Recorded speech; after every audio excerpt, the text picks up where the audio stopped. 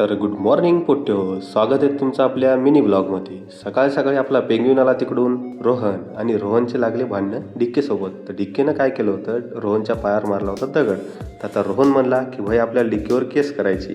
तर कोण कोण केस करायला तयार आहे, तर शिवम म्हणला मी पण आहे, आणि अरबाज म्हणला मी पण आहे, याच्यावर केस करायची. त्यानंतर आपल्याला जायचं होतं कॉफी प्यायला. तर बबलून मी निघलो कॉफी प्यायला. गेलो ना मग आपण 6 तोंडीवर कॉफी प्यायला.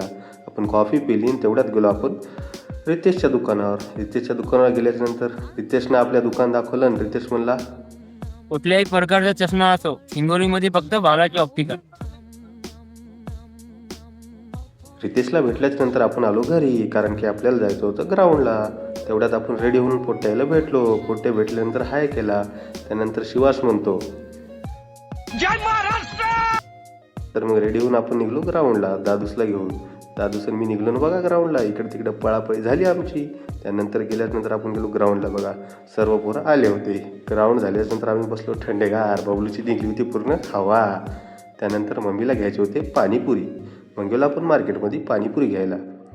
पाणीपुरी घेऊन आल्याच्यानंतर गलीत बघतो तर बड्डेची धिंगाणा चालू होता. पोरं बघा कसे धिंगाणा करू लागले.